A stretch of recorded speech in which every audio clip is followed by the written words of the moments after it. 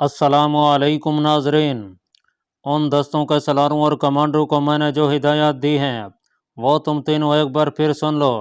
सुल्तान Salahuddin Ayyubi ने कहा, हो सकता है मैं तुमसे पहले ही मारा जाऊं और जंग शुरू होते ही मारा जाऊं। मेरे बाद मैदान की जिम्मेदारियां तुम संभालोगे। मैंने उन्हें बताया है कि खेमे लगे रहने दो, घोड़े जैनों के बगैर बंधे रहने दो, फरागत की हालत में घूमो फिरो और इधर उधर बैठे और लेटे रहो, लेकिन खेमों में अपने हथियार और घोड़ों की जेनें तैयार रखो। दुश्मन के जासूस तुम्हें देख रहे हैं, उन्हें यह तासुर दो कि तुम्हें दुश्मन की कुछ खबर नहीं। जब दुश्मन का लश्कर है तो घबराहट का मुजाहरा करो, हथियार उठा लो, खेमे फिर भी खड़े रहने देना, आगे बढ़कर मुकाबला ना करना। दुश्मन ऊपर चढ़ाए तो लड़ते हुए इतनी तेजी से पीछे हटना कि दुश्मन के हमलावर दस्ते तुम्हारे साथ ही इन चट्टानों के घेरे में आ जाएं। दुश्मन को पसपाई का तासुर दो। सुल्तान सलाहुद्दीन अय्यूबी ने दो मुतवाज़ी चट्टानों के दरमियान गली की तरफ इशारा करके कहा, मैंने इन दस्तों को बता दिया है कि इस गली में आकर पीछे को निकल जाएं। इन्हें जहां इकट्ठे होना है वो जगह भी इन्हें बता दी है। उसने वो जगह अपने रफीकों को बताकर कहा, इन दस्तों को दुश्मन के हकम में जाना होगा। इन चट्टानों पर मैंने दुश्मन के इस्तकबाल का जो बंदोबस्त कर रखा है वो तुम्हें मालूम है। याद रखो मेरे दोस्तों, हमें यहाँ कोई इलाका और कोई कला फतह नहीं करना। हमें दुश्मन को बेबस और बेकार करना है ताकि वो हमारे रास्ते से हट जाए। मुझे अपने मुसलमान भाइयों को दुश्मन कहते हुए शर्म आती है, मगर हालात का तकाजा यही है। मैं उन्हें हलाक नहीं करना चाहता। मैंने अहकाम जारी कर दिए हैं कि ज़्यादा अफराद को जिंदा पकड़ो और जंगी कैदी बनो। मैं उन्हें तलवार से ज़ेर करके इखलाक से जहन नशीन करूँगा कि तुम मुसलमान सिपाही हो और तुम्हारे बादशाह तुम्हारे मज़हब के दुश्मन के हाथों में खेल रहे हैं। किसी कौम को मरना हो तो उसमें खाना जंगी करा दो। सलार शमसुद्दीन ने कहा, सलेबियों ने कामयाबी से यह हरबा इस्तेमाल किया है। मुसलमान कौम की मिसाल बरूद की सी है। सुल्तान सलाहुद्दीन अय्यूबी ने कहा, यह कौम जज्बाती होती चली जा रही है। बारूद के इस ढेर में कहीं भी चिंगारी न गिरे, यह धमाके से फट जाता है। यह चिंगारी मस्जिद के इमाम से मिले या ऐश परस्त हुक्मरान से, या दुश्मन हमारे ही भाइयों के हाथों ये चिंगारी फेंके। जज्बात बारूद की तरह फटते हैं। अगर कौम की यह कमज़ोरी जड़ पकड़ गई तो कौम का अल्लाह ही हाफिज है। नाजरीन, करोन हमाद से थोड़ी ही दूर हुरान का कलादार गुमुश्तकीन, जिसने खुद मुख्तारी का ऐलान कर दिया था, अपने सलारों और छोटे बड़े कमांडरों को इकट्ठा करके कह रहा था कि वो सलाहुद्दीन अय्यूबी को शिकस्त दे सकता है। वो जब तुम्हारे सामने आएगा तो लोमड़ी की सारी चालें भूल जाएगा। वो हम में से नहीं, वो कुर्द है। वो सिर्फ नाम का मुसलमान है, मक्कार और अय्यार है। वो यहाँ अपनी सल्तनत कायम करके उसका बादशाह बनाने की कोशिश में है। मैं तुम्हें उसकी जंगी कैफियत भी बता देता हूँ। उसके पास फौज बहुत थोड़ी है और वो पहाड़ियों में घिरा बैठा है। थोड़ी ही देर पहले जासूसों ने मुझे इतला दी है कि उसकी फौज खेमों में आराम कर रही है और उसके घोड़े भी तैयारी की हालत में नहीं। इसकी वजूहत दो हो सकती हैं। एक ये कि उसे यकीन है कि उसे हम शिकस्त नहीं दे सकते। दूसरी ये कि उसे ये खुशफहमी भी हो सकती है कि हम उस पर हमला नहीं करेंगे। वो शायद सुलह के लिए हमारे पास एलची भेजेगा। हम उसके साथ कोई सुलह या समझौता नहीं करेंगे। वो अब हमारा कैदी है। अगर जिंदा हमारे हाथ ना आया तो मैं तुम्हें उसकी लाश दिखाऊंगा। अपने सामीन को इश्तिहार दिलाकर और उनका हौसला बढ़ाकर उसने उन्हें रुखसत कर दिया और अपना उन खैमों में चला गया जिन्होंने जंगल में मंगल बना रखा था। उसका अपना खैमा बहुत बड़ा था जिसके अंदर कलीन बिछे हुए थे और बेशकीमत पलंग था। शराब की सुरही और नहायत दिलकश प्याले रखे थे। अंदर से खैमा किसी महल का कमरा मालूम होता था। उसके इर्द गिर्द कई और खेमे थे जो फौजी खेमों से मुख्तलिफ और खूबसूरत थे। खेमों से दूर दूर पहरेदार खड़े थे। गुमुश्तकीन के खेमे के बाहर 9 आदमी उसके इंतजार में खड़े थे। उन्हें देखकर गुमुश्तकीन तेज चल पड़ा और करीब जाकर उन्हें अंदर चलने को कहा। अंदर जाते ही लड़कियों की एक कतार हाथों में तिश्तियाँ उठाए खेमे में दाखिल हुई। खाना चुन दिया गया और शराब की सुराइयाँ भी आ गईं। गुमुश्तकीन उन 9 आदमियों के साथ खाने पर बैठ गया। ये 9 आदमी खाने पर टूट पड़े। उन्होंने भुने हुए गोश्त के बड़े बड़े टुकड़े हाथों में लेकर दरिंदों की तरह खाना शुरू कर दिया। साथ साथ वह शराब पानी की तरह पी रहे थे। उनकी आंखें लाल सुर्ख थीं जिनसे वह वहशी और खूंखार लगते थे।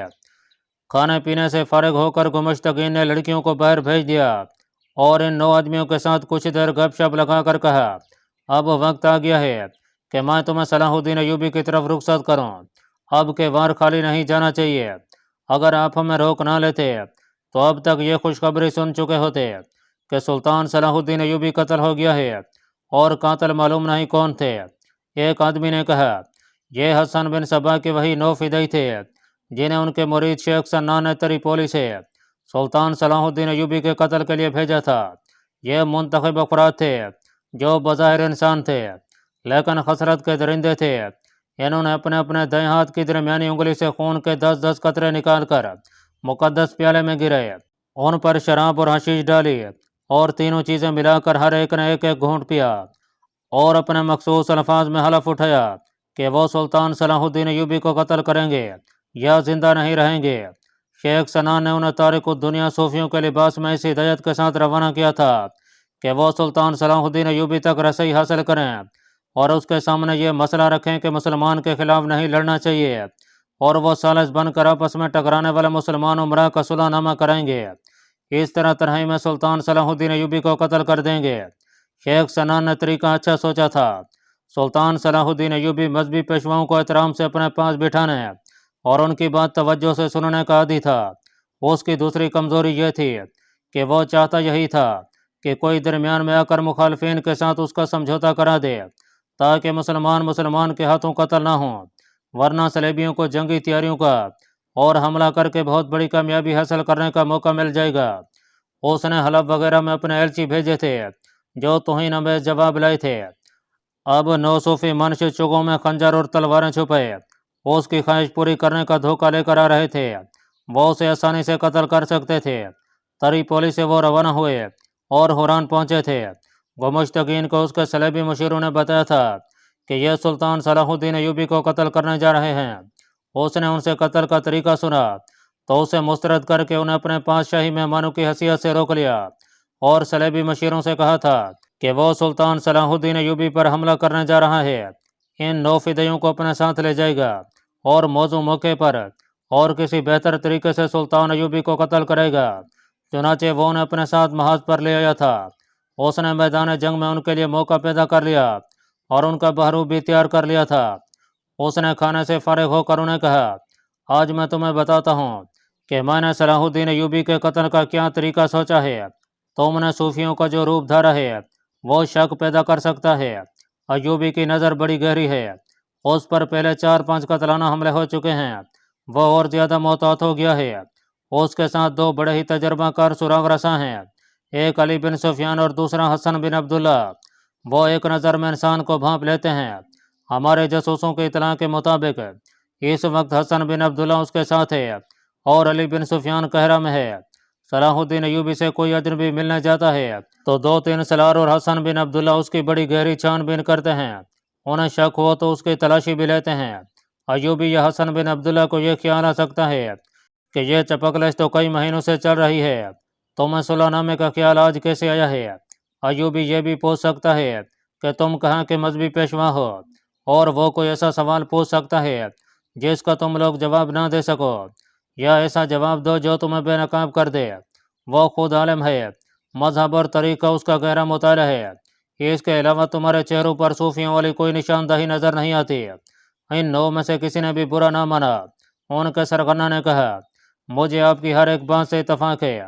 اگر صلاح الدین ایوبی نے ہمیں صوفی یا امام سمجھ کر عزت سے اپنے خیمے میں بٹھا لیا اور کچھ کھانے پینے کے لیے ہمارے آگے رکھ دیا تو میری یہ دوست ٹوٹ پڑیں گے۔ ہم میں سے کسی کو بھی علم نہیں کہ امام اور خطیب کھاتے کس طرح ہیں۔ آپ نے کیا طریقہ سوچا ہے؟ نہایت سہل اور بے خطر۔ گمشتگین نے کہا، میں تمہیں سلطان صلاح الدین ایوبی کے رضاکار محافظ بنا کر قانون حماد بھیج رہا ہوں۔ اس کے محافظ گہری چھان بین کے بعد منتخب کیے جاتے ہیں، ان کے خاندانوں کی بھی جانچ پڑتال ہوتی ہے، اس لیے یہ ناممکن ہے کہ تم جاتے ہی اس کے محافظ دستے میں شامل ہو جاؤ گے۔ میں نے ایک طریقہ سوچا ہے جو مجھے امید ہے کامیاب ہوگا۔ جاسوسوں نے بتایا کہ دمشق کے لوگوں میں ہمارے خلاف اور صلاح الدین ایوبی کے حق میں اتنا جوش و خروش اور جذبہ پایا جاتا ہے کہ وہ رضاکارانہ طور پر محاذ پر آ رہے ہیں۔ وہاں جسے دیکھو تیغ زنی اور تیر اندازی کی مشق کر رہا ہے۔ مجھے معلوم ہوا ہے کہ ایوبی ان رضاکاروں کو باقاعدہ فوج میں تو نہیں رکھتا، دوسرے کاموں کے لیے رکھ لیتا ہے۔ میں اس سے فائدہ اٹھا رہا ہوں۔ उसने अलग रखा हुआ लकड़ी का एक बक्स खोला, उसमें कपड़े थे। उसने फिदाइयों से कहा, तुम सब ये लिबास पहनकर सलाहुद्दीन अयूबी के पास जाओगे। ये उसके मुहाफिज दस्ते का मखसूस लिबास है।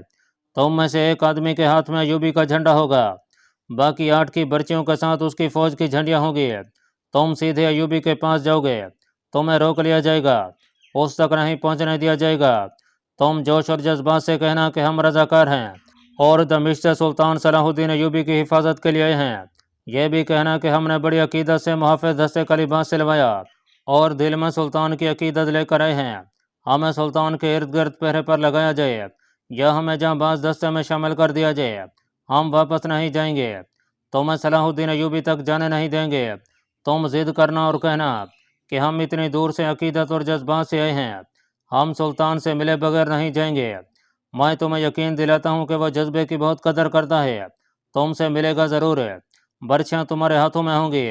अगर वो बैर हुआ तो घोड़ों से उतरना नहीं, करीब जाकर घोड़ों को एड़ी लगा देना और उसका जिस्म बर्छियों से छलनी करके निकलने की कोशिश करना। तुम सब ने जान की बाजी लगाने का हलफ उठाया है, लेकिन मुझे उम्मीद है कि तुम सब निकल आओगे। मुझे पूरी तवक्को है कि अपने सुल्तान को जख्मी हालत में देखकर मुआवजों में अफरा तफरी मच जाएगी। पेशतर इसके कि वो समझ पाएँ कि यह क्या हुआ है, तुम उनके तीरों की जद से निकल आओगे। मैं तुम्हें अरब की उस नस्ल के घोड़े दे रहा हूँ जिनके ताकों में हवा भी नहीं पहुँच सकती। तरीका बहुत अच्छा है, फिदाई कातलों का सरगना ने कहा। हमारे वो साथी बदबख्त अनाड़ी और बुज़दिल थे जो उसे सोते वक्त भी कत्ल ना कर सके, उसी के हाथों मारे गए, और जो जिंदा रहे वो पकड़े गए। गुमुश्तगीन ने कहा, तुम्हें जो सलेबी इनाम देंगे उससे उतना ज़्यादा ज़रो जवाहरात मैं दूंगा जो तुमने कभी ख्वाब में भी नहीं देखे। फिदाइयों ने वैश्यों की तरह चीख चीख कर कह लगाने शुरू कर दिए। गुमुश्तगीन ने बड़ी मुश्किल से उन्हें खामोश किया और कहा, आओ तुम्हें वो रास्ता बता दूं जो दमिश्क से करून की तरफ आता है। तुम यहाँ से दूर का चक्कर काट कर दमिश्क के रास्ते पर पहुँचोगे, लेकिन ख्याल रखना कि रास्ते में कोई भी पूछे कि तुम कौन हो और कहाँ से आए हो तो यही बताना कि तुम दमिश्क से आए हो और महाज पर जा रहे हो। रास्ते में तुम्हें सुल्तान सलाहुद्दीन अयूबी के जासूस और छापा मार मिलेंगे। तुम्हें आज ही रात रवाना होना है, आज ही रात। एक फिदई ने पूछा, कल दिन को ना जाएं, इतना वक्त नहीं। गुमुश्तगीन ने जवाब दिया, तुम्हारा चक्कर बहुत लंबा है, 2 दिनों बाद मंजिल पर पहुंचोगे। घोड़ों को आराम देते जाना, वरना थके हुए घोड़ों से वहां से भाग कर निकलना मुश्किल हो जाएगा। गुमुश्तगीन ने बग से कपड़े निकाल कर उन्हें कहा कि यहीं पहन लो। उसने दरबान से कहा कि वो 9 घोड़े ले आए जो हमने अलग करवा रखे हैं। आधी रात के बाद 9 घोड़सवार गुमुश्तगीन के कैंप से दूर उस सिमत जा रहे थे जिधर दमिश्क से करून हमाद को रास्ता जाता था। अगले घुड़सवार के पास सुल्तान सलाहुद्दीन अयूबी का झंडा था और बाकी 8 की बर्शियों की अनियों के साथ छोटी छोटी झंडियां बंधी थीं। नाजरीन, उसी रोज जिस वक्त गुमुश्तगीन सलारों और कमांडरों को इश्तिहाल अंगेज तकरीर से जोश दिला रहा था, सैफुद्दीन और हलब की फौजें भी ऐसी ही इश्तिहाल अंगेज तकरीरें सुन रही थीं। हलब का एक सलार घोड़े पर सवार अपनी फौज से कह रहा था, यह वही सलाहुद्दीन है जिसने हलब का मुहासरा किया था। तुमने इसी सलाहुद्दीन को और उसकी फौज को हलब से भगाया था। यह रिवायत झूठी है कि सलाहुद्दीन जिस कले में जिस शहर को मुहासरे में लेता है उसे फतह करके दम लेता है। वो हलब के मुहासरे में क्यों कामयाब नहीं हुआ था? उसने मुहासरा क्यों उठा लिया था? सिर्फ इसलिए कि तुम शेर हो, तुम जान पर खेल जाने वाले सरफरोश हो। तुमने शहर से निकल निकल कर उस पर जो हमले किए थे उन्हें वो बर्दाश्त नहीं कर सका। उसने दमिश्क पर कब्जा किया और उस शहर के लोगों की उसने जो हालत की है वहां जाकर देखो, किसी औरत की इज्जत महफूज नहीं रही। हमें दमिश्क छोड़कर हलब आना पड़ा, हमें वहां वापस जाना है, हमें सलाहुद्दीन अयूबी से इंतकाम लेना है। खिलाफत के मुहावजो, तुम्हारे दुश्मन सलेबी नहीं, सलाहुद्दीन अयूबी और उसकी फौज है। सलेबियों को दुश्मन उस शख्स ने बनाया है। नूरुद्दीन जंगी ने कौम पर सबसे बड़ा जुल्म यह किया है कि सलाहुद्दीन को मिस्र की अमारत दे दी, वरना यह शख्स छोटे से एक जैश की कमान करने के भी काबिल नहीं था। मैं इसे अपनी फौज में सिपाही की हैसियत से भी न रखूं। आज इस शख्स की मौत उसे चट्टानों में ले आई है। अब उसके सामने तुम्हारी तलवारें, तुम्हारी बर्छियां और तुम्हारे घोड़े होंगे और उसके पीछे चट्टानें और पहाड़ियां होंगी। तुम उसे और उसकी फौज को पीस कर रख देना। अगर मैं झूठा हूं तो नूरुद्दीन जंगी का बेटा झूठा नहीं हो सकता, सैफुद्दीन वली मूसल झूठा नहीं हो सकता, गुमुश्तगीन झूठा नहीं हो सकता। अगर इतने उमरा झूठे नहीं हैं तो अकेला सलाहुद्दीन अयूबी झूठा है। فوج بظاہر خاموشی سے سن رہی تھی، لیکن اس کے اندر اشتعال نے طوفان بپا کر رکھا تھا۔ سالار نے حقائق پر پردہ ڈال کر فوج کے جذبات کو مشتعل کر دیا اور فوج نعرے لگانے لگی، ہم غلام نہیں بنیں گے، صلاح الدین ایوبی زندہ نہیں رہے گا۔ ایک شور تھا جو زمین و آسمان کو ہلا رہا تھا۔ سیف الدین کے کیمپ کی بھی کیفیت جذباتی تھی، وہ بھی اپنی فوج کے جذبات کو بھڑکا رہا تھا۔ سیف الدین نے کہا، ہم اس وقت حملہ کریں گے جب صلاح الدین ایوبی کی فوج کا دم خم ٹوٹ چکا ہو، پھر ہماری منزل دمشق ہوگی، دمشق میں بے انداز دولت ہے جو تمہاری ہوگی۔ ادھر لشکروں اور فوجوں کی باتیں ہو رہی تھیں، ادھر سلطان صلاح الدین ایوبی کے کیمپ میں 6 8 8 10 10 چھاپہ ماروں کے حساب سے سکیمیں بن رہی تھیں۔ سلطان صلاح الدین ایوبی نے اپنی فوج سے کوئی خطاب نہیں کیا، کوئی جوشیلی تقریر نہیں کی۔ اس کی نظر اس زمین پر تھی جس پر اسے لڑنا تھا۔ اس زمین کے خد و خال سے وہ زیادہ سے زیادہ جنگی فائدہ اٹھانا چاہتا تھا۔ اس نے جو بات بھی کی اپنے سینئر اور جونیئر کمانڈروں سے کی، اور وہ بھی حقیقت کی بات کی۔ کبھی کبھی وہ اس جذباتی کیفیت میں ہو جاتا تھا کہ اس کے مسلمان بھائی فلسطین کے راستے میں حائل ہو گئے ہیں اور مسلمان کے ہاتھوں قتل ہوں گے۔ اس کے پاس کوئی علاج نہیں تھا۔ وہ صلح اور امن کے لیے ایلچی بھیج کر اپنی توہین کرا چکا تھا، اب وہ تصادم کے لیے پوری طرح تیار تھا۔ اس نے مصر سے آئی ہوئی قمہ کو اپنی سکیم کے مطابق تقسیم کر دیا تھا اور دشمن کے انتظار میں بے چین ہو رہا تھا۔ اس نے اپنے مشیروں سے اس خیال کا اظہار بھی کیا تھا کہ دشمن شاید یہ چاہتا ہے کہ پہاڑیوں سے نکل کر اس پر حملہ کیا جائے۔ سلطان صلاح الدین ایوبی چٹانوں سے نکلنے سے گریز کر رہا تھا، وہ دشمن کو پہل کرنے کا موقع دے رہا تھا۔ وہ اگر چاہتا تو اپنے چھاپے ماروں سے دشمن کے کیمپوں میں تباہی مچا سکتا تھا، یہ اس کا خصوصی طریقہ جنگ تھا، لیکن اس نے چھاپہ ماروں کو بھی استعمال نہ کیا۔ وہ دشمن کی چال اور حرکت دیکھ رہا تھا۔ ناظرین، دمشق میں نور الدین زنگی مرحوم کی بیوہ نے اپنا ایک اور محاذ کھول رکھا تھا۔ جب سے سلطان صلاح الدین ایوبی دمشق سے نکلا تھا، اس عظیم عورت نے لڑکیوں کی ایک رضاکار فوج تیار کرنی شروع کر دی تھی۔ لڑکیوں کو زخموں کو میدان جنگ سے اٹھانے، خون روکنے اور ابتدائی مرہم پٹی کی تربیت دی جاتی تھی، لیکن زنگی کی بیوہ انہیں تیز زنی، تیر بازی اور تیر اندازی کی بھی تربیت دے رہی تھی۔ اس مقصد کے لیے اس نے چند ایک تجربہ کار مرد اپنے ساتھ رکھے ہوئے تھے۔ اسے معلوم تھا کہ سلطان صلاح الدین ایوبی محاذ پر عورت کی موجودگی کو پسند نہیں کرتا، اور یہ تو سوچا بھی نہیں جا سکتا کہ وہ لڑکیوں کو فوج میں شامل کرے گا۔ اس کے باوجود زنگی کی بیوہ لڑکیوں کو جنگی تربیت دے رہی تھی۔ وہاں کیفیت یہ تھی کہ کسی کو یہ کہنے کی ضرورت ہی محسوس نہیں ہوتی تھی کہ وہ اپنی بیٹی کو مرہم پٹی وغیرہ کی تربیت کے لیے بھیجا کرے۔ لوگ اپنی بیٹیوں کو تربیت کے لیے بھیج کر فخر محسوس کرتے تھے۔ 10 12 سال کی عمر کے بچے اپنے طور پر لکڑی کی تلواریں بنا کر تیز زنی کرتے رہتے تھے۔ زنگی کی بیوہ کی فوج میں 4 لڑکیوں کا اضافہ ہوا۔ ان میں ایک تو فاطمہ تھی، جسے سلطان صلاح الدین ایوبی کا ایک چھاپہ مار جاسوس حران سے بلکہ گمشتگین کے حرم سے نکال لایا تھا۔ دوسری موصل کے خطیب ابن المخزوم کی بیٹی سائقہ تھی۔ باقی 2 وہ لڑکیاں تھیں جنہیں حلب سے گمشتگین کے پاس تحفے کے طور پر بھیجا گیا تھا۔ انہیں سالار شمس الدین اور سالار شاد بخت نے قرآن کے قاضی کو قتل کر کے وہاں سے نکالا تھا۔ یہ حمیرہ اور سحر تھیں۔ یہ سلطان صلاح الدین ایوبی کے پاس محاذ پر پہنچی تھیں، جہاں سے انہیں دمشق بھیج دیا گیا تھا۔ ایسی بے ٹھکانہ لڑکیوں کو نور الدین زنگی کی بیوی کے سپرد کر دیا جاتا تھا۔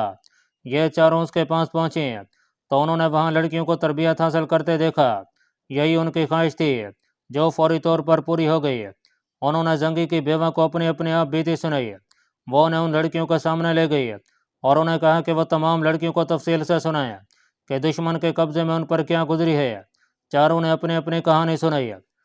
خطیب کی بیٹی سائقہ ذہنی طور پر زیادہ مستعد اور ہوشیار تھی۔ اس نے لڑکیوں سے کہا، عورت قوم کی آبرو ہوتی ہے۔ تم نے ان 2 لڑکیوں سے سن لیا ہے کہ جو علاقے صلیبیوں کے قبضے میں ہیں، وہاں صلیبی مسلمانوں کے ساتھ کیسا ہولناک سلوک کر رہے ہیں۔ اگر ہم نے خون کی قربانی دینے سے گریز کیا تو صلیبی ہمارے آقا بن کر رہیں گے۔ انہوں نے ہمارے بہت سے عمرا کو خرید لیا ہے۔ اب صلیبی بھی تمہارے دشمن اور مسلمان عمرا بھی تمہارے دشمن ہیں۔ اگر تم فتح حاصل کرنا چاہتی ہو تو انتقام کے جذبے کو زندہ و پائندہ رکھو۔ میرے والد محترم کہا کرتے ہیں کہ جو قوم ان معصوموں کو فراموش کرا دیتی ہے جو کفار کی بربریت کا شکار ہوئے تھے، وہ زیادہ دیر زندہ نہیں رہ سکتی۔ میری بہنوں، میں محترم سلطان صلاح الدین ایوبی کی مرید ہوں، لیکن مجھے ان کا یہ اصول پسند نہیں کہ عورت محاذ پر نہ جائے۔ انہوں نے جو سوچا ہے ٹھیک ہی سوچا ہے۔ لیکن عورت کو کمزور سمجھا جا رہا ہے۔ ہم مردوں کے دوش بدوش لڑیں گے اور فوج کی کمی پوری کریں گے۔ میں موصل میں جاسوسوں کے گروہ میں رہی ہوں۔ میں اس محاذ پر لڑ کر رہی ہوں۔ یہ میرے والد محترم کی غلطی تھی کہ انہوں نے جذبات میں آ کر ولی موصل پر اپنے اصل خیالات کا اظہار کر دیا۔ اگر وہ پکڑے نہ جاتے تو وہاں ارادے کچھ اور تھے۔ ہم وہاں تباہ کاری نہ کر سکے اور ہمیں وہاں سے نکلنا پڑا۔ ان چاروں لڑکیوں کی آپ بیتی اور سائیکا کی باتوں نے لڑکیوں کے جذبات کی شدت میں اضافہ کر دیا۔ ان میں سے 400 لڑکیاں تربیت حاصل کر کے تیار ہو چکی تھیں۔ انہیں محاذ کے لیے روانہ کیا جانے لگا۔ چاروں لڑکیوں نے چند دنوں میں کچھ تربیت حاصل کر لی تھی۔ انہیں روک لیا گیا، لیکن ان میں انتقام کا جذبہ اتنا زیادہ تھا کہ وہ اسی جیش کے ساتھ محاذ پر جانے کی ضد کرنے لگیں۔ فاطمہ، حمیرہ اور سحر کی ضد اتنی سخت تھی کہ تینوں رو پڑیں۔ ان کی آنکھوں میں خون اترا ہوا تھا۔ زنگی کی بیوہ نے انہیں بھی 400 کے اس جیش میں شامل کر لیا۔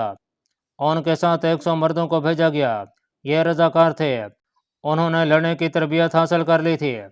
ان کا کمانڈر حجاج ابو وقاص تھا۔ اللہ پاک کمی بیشی معاف فرمائے۔ اللہ آپ کا حامی و ناصر ہو، آمین۔